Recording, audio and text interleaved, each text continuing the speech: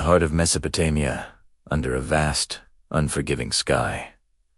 Two worlds were about to collide. The year is 331 BC on one side.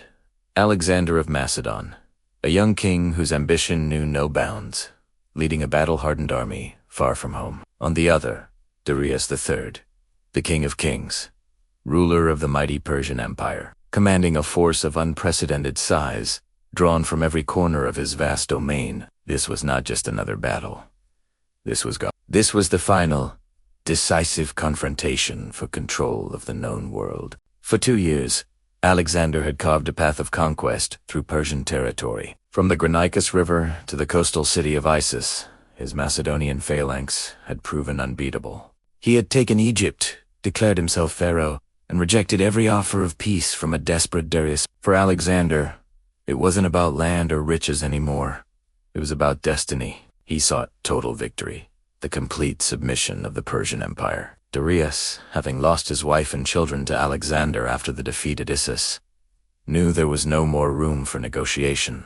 He had to stop the Macedonian storm or lose everything. This time, he would choose the battlefield himself. Darius selected a wide, flat plain near the village of Gaugamela in modern Daira. The terrain was perfect for his greatest advantages: his sheer numbers and his feared scythed chariots. He had his engineers level the ground, removing any obstacle that could hinder his grand cavalry charges. He assembled an army of staggering proportions. Ancient sources debate the exact numbers, but it was a multicultural host. Fearsome Scythian horsemen, Indian war elephants, Greek mercenaries, and the elite Persian infantry, the Immortals. Darius was confident. Here, on this open ground, his numerical superiority would finally crush Alexander's tactical genius. He would overwhelm the Macedonians with a wave of steel and fury. As Alexander's army approached, his scouts reported the sheer scale of the Persian force. Parmenion, his most experienced general, was deeply concerned. He advised a night attack, a surprise strike to sow chaos in the enormous Persian camp.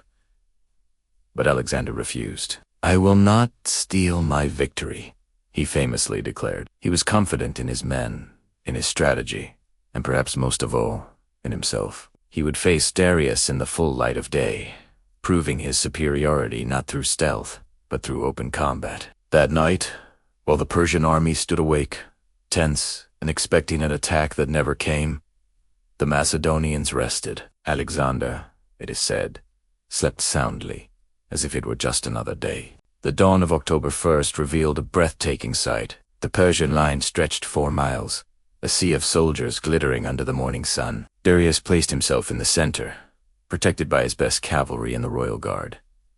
His plan was a classic double envelopment. His wings, massively outnumbering Alexander's, would swing around and crush the Macedonian flanks, while his chariots and elephants smashed through the center. It was a solid plan, a textbook strategy designed to exploit his numerical advantage to its fullest. He had the numbers, the terrain, and a clear strategy. On paper, victory seemed certain. Facing this immense force, Alexander arranged his army in a way no one expected. He knew he couldn't match the Persian front line in width. A direct, head-on engagement would be suicide.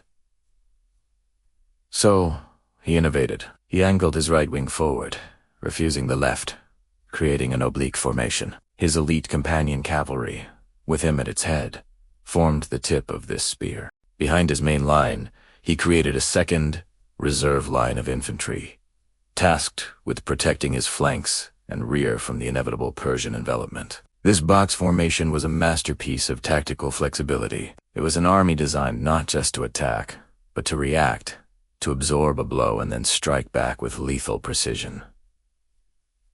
The stage was set. The fate of an empire hung in the balance. As the battle began, the dust kicked up by hundreds of thousands of feet, and hooves choked the air. Darius ordered his cavalry on the left to ride out and envelop Alexander's right wing. Seeing this, Alexander sent his own cavalry to intercept. A huge, swirling cavalry battle erupted on the flank, drawing in more and more units from both sides.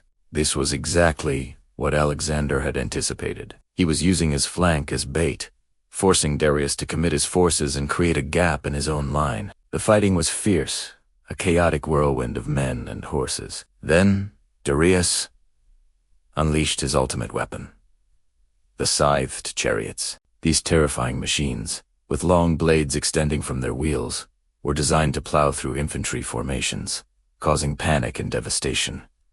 But Alexander was prepared. He had trained his men for this very moment. As the chariots thundered towards them, the Macedonian infantry opened their ranks, creating channels for the chariots to pass through harmlessly. Javelin throwers and archers positioned on the sides then picked off the chariot drivers as they raced by. The weapon that was meant to be a game-changer was neutralized with disciplined tactics.